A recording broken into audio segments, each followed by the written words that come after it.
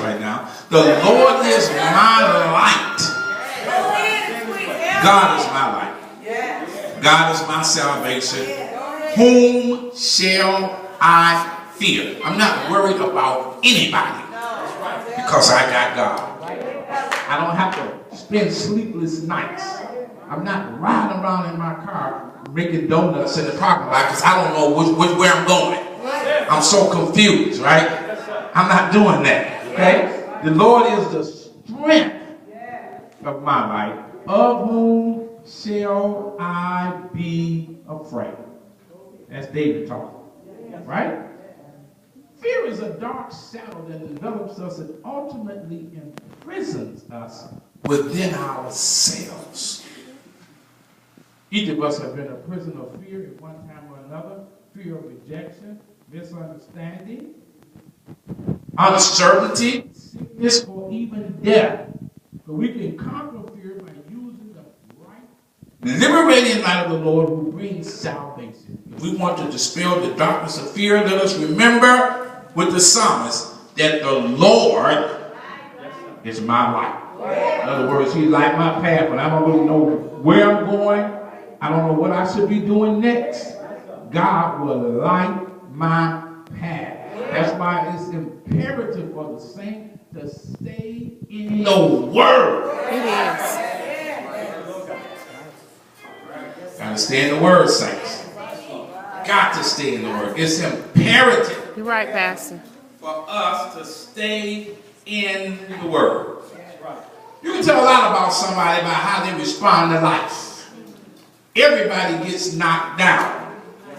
But how fast you get up again is what really counts. Verla Gilmore says, quote unquote, failure teaches us things we can't learn any other way. That's what failure teaches us. After David had sinned and came back to God, Sister Trina, he told the Lord. He said, in other words, I want you to wash me and don't stop until I'm clean. He said, then, when I get right, I'm going to teach transgressors your way. Because can't nobody tell a junkie how to kick a habit like another junkie. You're right. Talk about people, we see them, you know, we say, wow, how can they do it? That's crazy. You know, you get paid, you can work all week long, then you take that check and you spend it all at the crack house. Or you go down to the casino and you don't stop until it's all gone. It's a habit none the same. Whether it's smoking dope or shooting crap is yet an addiction. Right? Now for those of us that have been, I would say, fortunate not to get caught up in these vices, we can look back at these people and we say, man, they are stupid. They ain't got no sense. How can they? And we can easily say that because we haven't been there. Right? And of course, we're not helping them by calling them stupid. But you get somebody who's actually been out there, who's been trapped, and know what it's like being caught in that snare, they can help a person out a whole lot better than somebody sitting on the sideline and tell them about how foolish they look. So we need to treat failure as a visitor, allowed to deliver unpleasant news, but don't let it take up residence. Don't let failure, Sister Marie, take up residence. How many of us wake up in the morning to defeat? How many of us? We go to bed, you know what it is? We sleep on it. So it's like a seed, it grows in us overnight, and in the morning it grows up in us and out of us. And when we meet people, if they got any kind of spiritual discernment, they can feel our spirit, all right, has been completely absorbed by Satan attacking us. You can feel it reaching out because we allowed it to take up residence. Remember, all failures unequal. For example, when a beautiful, talented young woman is first runner-up in the Miss America pageant, we say she failed. Y'all recall a few years ago when American Idol was setting all kind of viewers records, and there was a young lady by the name of Jennifer Hudson. She didn't win. But who don't know Jennifer Hudson now?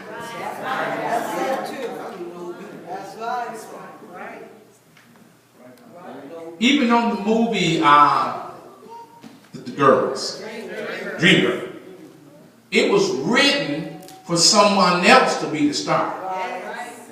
But Jennifer Hudson became the star. Are y'all listening to me? Yes, sir. See, we can't let man-made failures define our life. That's it, Pastor. Yet some people will give their right honor to be named the second most attractive female in a national competition. It's a matter of perspective. Examine your failures and weigh them according to their importance in the overall scheme of things. Right.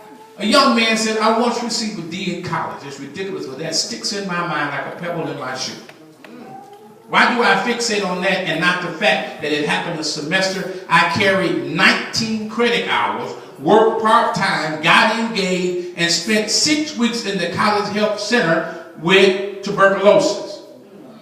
When I put the experience in context, Dr. Gibbons, it loses its power to undermine my confidence. That's what Satan wants to do. Satan wants to destroy our confidence. Right. Now we read the Bible, and I hear us quoted every now and then. We can holler out Philippians 4:13 where Paul said, I can. I can do all things through Christ that strengthens me. But yet if we're not careful, we'll allow the devil to come in and steal our confidence. We sang that song, at least we used to. Elder Keon said, I want it all back. Y'all ever heard that? Did we used to sing that?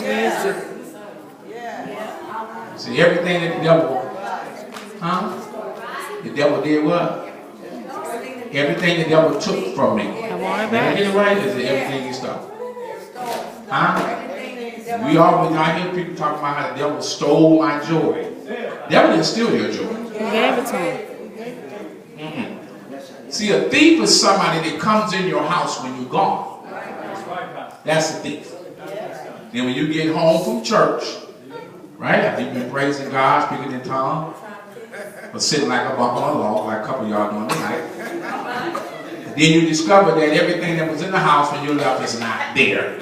So the real you comes out. You want to terrorize the whole neighborhood or the apartment complex you live in because you don't know who did it.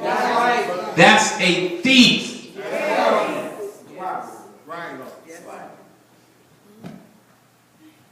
So we need to stop saying that the devil stole my joy. The devil didn't do that. You gave it to him.